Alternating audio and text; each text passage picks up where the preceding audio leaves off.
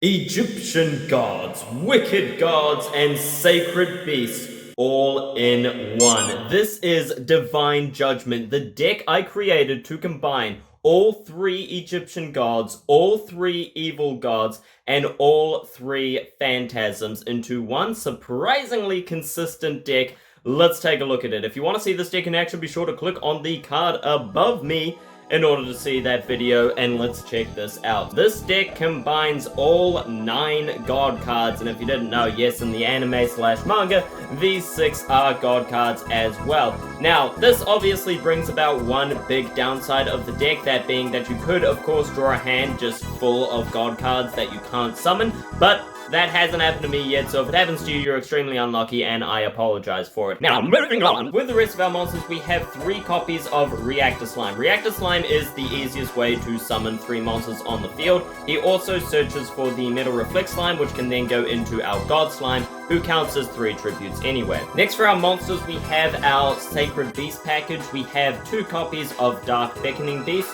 You don't really need 3 copies for this deck, you get him enough as it is.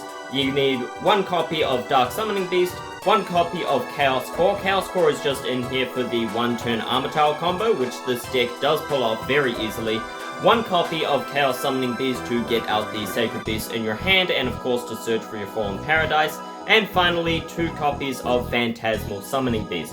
The reason we run Phantasmal Summoning Beast is, firstly, I think he's a little bit better than our Dark Summoning Beast, only just slightly harder to summon, but also because Phantasmal Summoning Beast's effect can actually also be used to summon the Wicked Dreadroot, seeing as Dreadroot is a fiend monster whose attack equals its own defense. Unfortunately, the other Wicked gods have unknown attack and defense, and therefore, for some strange Yu-Gi-Oh! Logic reason, they can't be summoned with Phantasmal Summoning Beast. But I still think that it is a nice bonus that you can summon the Wicked Dreadroot, which actually I think happens in the previous video. I summoned Dreadroot and then went for the Armor Tower combo, having both a Wicked God and of course Chaos Phantasm on the field, which is just fantastic, and something that you can pull off with Phantasmal Summoning Beast. So for the monsters, this is very basic engine. You have a basic God engine with Reactor Slime, and a basic Sacred Beast engine with your Dark Beckoning Beast, obviously going into opening of the Spirit Gates, and then either getting your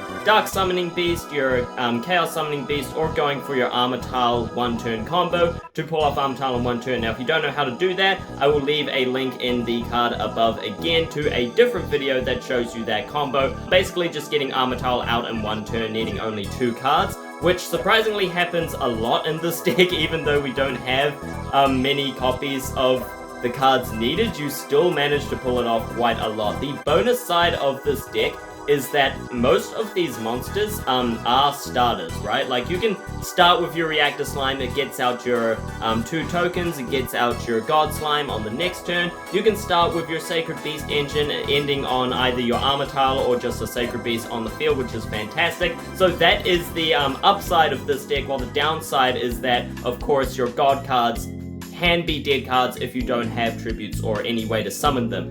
The plus side is that most of this deck is starters. So let's move on to the spells. First of all, we have 2 copies of Ancient Chant. The reason we run 2 Ancient Chants is 1, it searches Winged Dragon of Ra, which is really good. Any card that searches is a good card to have in your deck. And 2, it gives you an extra tribute summon. This is really important when you're running Reactor Slime because he does use up your normal summon. So having the ability to tribute summon again on that turn, as well as search for a god card, is definitely needed in this deck to really, like, especially if you're going first and all you have is Reactor Slime and Ancient Chant, you want to have something on the field to go with. Next, we have 1 copy of Millennium Revelation.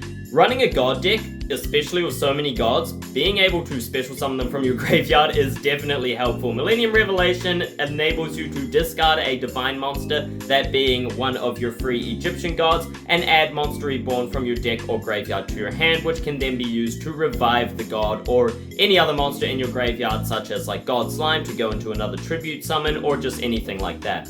Next up, we run 3 copies of Soul Crossing. Unfortunately, Soul Crossing only works with the 3 Egyptian gods, but that being said, Soul Crossing is just too powerful to not use, especially when we run 3 Divine Monsters and we run 2 copies of Ancient Chant. So if you have Soul Crossing, you most likely have an Egyptian god as well. There are very few hands in which you don't open with an Egyptian god, so Soul Crossing is almost never a dead card, but it is definitely needed. The ability to tribute 3 of your opponent's monsters during your opponent's turn as well is just too ridiculous. You can't run this deck without Soul Crossing. Next, we run 1 copy of Dimension Fusion Destruction, obviously to summon Armor Tile, and 3 copies of Opening of the Spirit Gates. This is another one of our starter cards, enabling us to go into our Dark Beckoning Beast, or just any of the Sacred Beast engine cards, or the Sacred Beasts themselves. Next up, we run 1 copy of Foolish Burial. Foolish Burial, we use this mainly to send Slifer to the graveyard to then bring it back with Revive Sky God. Can also be used to send any other monster to bring it back with Monster Reborn as well, and just can be used to send your Chaos Summoning Beast, or your Dark Summoning Beast, or your Phantasmal Summoning Beast, to get off all of their nice graveyard effects, to search for Dark Summoning Beast searches for a Sacred Beast card, Chaos Summoning Beast searches for a Fallen Paradise, and of course Phantasmal Summoning Beast searches for Dimension Fusion Destruction. This also means that with Foolish Burial counts as one of the 2 cards needed for your Armor Tile combo. Again, don't know how to do that, check out the card above. Next up, we run 1 copy of Monster Reborn. Like I said before, being able to reborn your gods back from the graveyard is very beneficial and can definitely be an OTK if you summon Obelisk or Slifer. There's just no reason to not run Monster Reborn in a god card deck. Next, we have 2 copies of Pot of Desires. This deck runs 9 gods. You only really need 1 of them, really, to be honest, so banishing 10 cards from your deck has never been an issue for me.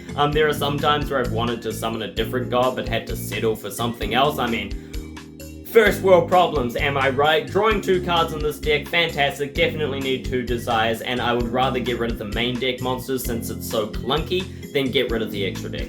Next, we run 1 copy of Called by the Grave. I'm just going to turn my ban list on so you can see some of these decisions of why we don't run more. Called by the Grave, of course, is limited, but definitely needed in this deck, seeing as most of our starters, that being our Sacred Beast engine, can be stopped by an Ash Blossom, so you gotta have the Called by the Grave in there. Next, we run 1 copy of Fallen Paradise. Fallen Paradise can be searched, of course, with Terraforming and with our Chaos Summoning Beast, so you only need to have it at 1, otherwise it's just become a dead card. This card only protects our Sacred Beast, but it also allows us to draw 2 cards per turn, and like I said before, can be searched very easily, making it a fantastic addition. Next, for our field spells, we have 1 copy of Mound of the Bound Creator. Again, this card can be searched or just have in your hand. I've never had an issue getting this card to my hand, so running it at 1 seems to work really well. This card will protect all of your gods, your Egyptian gods, wicked gods, and your Sacred Beast, and it has the bonus effect that if it is destroyed by a card effect and sent to the graveyard, you can add a divine monster from your deck to the hand, and when a level 10 or higher monster destroys a monster by battle and sends it to the graveyard, you inflict 1,000 damage, which is great. Finally, for our spells, we have run 1 copy of Terraforming because, of course, we run 2 field spells, so running a Terraforming is a fine addition. Lastly, for our main deck, we have our trap cards. We run 1 copy of the Revive Sky God. Revive Sky God is just too good to not run. It is a really powerful card. You just need to have Slifer in your graveyard, which can be sent from your deck with Foolish Burial, or from your hand with Opening of the Spirit Gates, which happens quite a lot. It special summons Slifer from your graveyard, including on your opponent's turn, enabling Slifer's second mouth effect to destroy any monster that they normal summon. And of course, it allows you to draw 6 cards, which is just, that's too good to not have if you can. So you gotta have Revive Sky God. And finally, we have 2 copies of Meta Reflect Slime. This can be searched with our Reactor Slime, so we don't need to run 3 copies of it, but having 2 is definitely good to have a backup. And of course, 1 in your hand isn't a dead card either, and this allows us to go into our God Slime. Right, now let's move on to the extra deck. First of all, we have 1 copy of Chaos Phantasm Armor Tile, as well as Phantom of Fury. Armor Tile, 10,000 attack, OTK beatstick right there. Phantom of Fury definitely comes in handy. If you're running this card, there are definitely times when you'll need to run this card, to play this card, to just wipe your opponent's board, banish all cards they control, and then summon an Arbitile to your side of the field, which is just great. Yeah, there's no reason not to run this card, and I think it's definitely better to have it. You don't need to take it out. There's no better options, I don't think, to run with this deck in particular, and he's very easy to get out. Like I said, we can do it in one turn with this deck, no problem. Finally, for our fusions, we have 2 copies of God Slime. Of course, God Slime can be summoned by tributing our Metal Reflect Slime, and he counts as 1 to 3 tributes for the summon of any monster, meaning he works with our Wicked Gods as well as our Egyptian gods, which makes him very versatile and the easiest way to bring out any of our god cards. Next, for our Xyz monsters, we run a small rank 10 package. We have Super Dimensional Robot Galaxy Destroyer to wipe out our opponent's back row, also has a nice 5,000 attack points, which is never a bad thing. We of course have the Gustav Max for the 2,000 damage, and the Juggernaut Liebe for the OTK engine himself.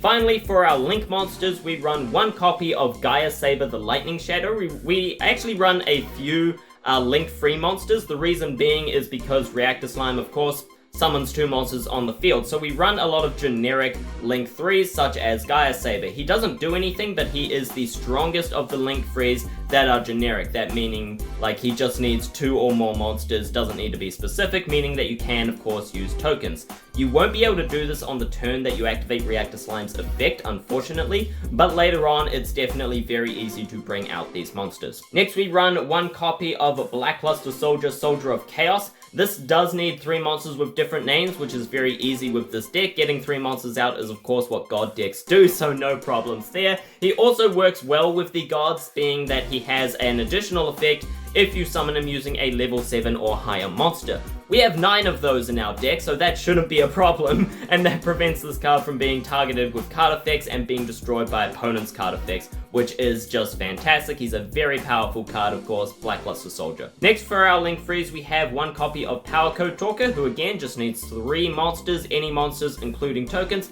has a great effect that can negate our opponent. Whoops. As I was saying, has a great effect that can negate our opponent's monster effects, and he does double his attack as well, which is fantastic. We run 1 copy of Nightmare Unicorn for obvious reasons, 1 copy of Nightmare Phoenix, again, obvious reasons, and 1 copy of SP Little Knight for very similar obvious reasons. We also have 1 copy of IP Masquerena. Masquerena is just really great to use to go into a Link summon on our opponent's turn, disrupting their plays, and also protecting the Link monsters that we summon, in particular our SP Little Knight or our Nightmare monsters. Finally, for our extra deck, we run 1 copy of Salamand Great Owl Mirage for the Armor Tile OTK, that being the 1-turn Armor Tile combo. So, that is all that you need to know for this deck. Again, if you want to know the 1-turn Armor Tile combo, either check out the previous video where I show off this deck, or if you want to know all of the ways to do it, then check out the other video in the card above to see that combo in action and fully explained. This deck is surprisingly consistent. It has a lot of starters with the Sacred Beast engine, and even Reactor Slime is a decent enough starter. Being able to go into any of these god cards is great. It's very easy to get out 2 gods on the field with this deck, even 3 sometimes, so it's much less likely, but getting out 2 is very, very easy with this deck. And of course, Soul Crossing is just ridiculously powerful, as well as Revive Sky God on the opponent's turn. Like, Slifer just decimates most monsters that your opponent's going to summon, and will just shut down a lot of decks, seeing that he can take out any of our opponent's starter monsters. Like, most of them, you know, anything that you're going to normal summon will probably be knocked out by Slifer, so it's just a really good really good combos to have with these cards, disrupting plays, and of course just having a god on the field. Never a bad thing, especially with the protection of Mount of the Bound Creator, which, again, I pretty much always get somehow. Maybe I'm just lucky, maybe it just works, I don't know. Let me know what you think of this deck down in the comments. If you enjoyed this video, do be sure to leave a like and a subscribe, and comment below again. Let me know what you think of this deck, let me know any changes that you would make, and thank you all so very much for watching. My name has been Sin Cara, and until next time, see ya.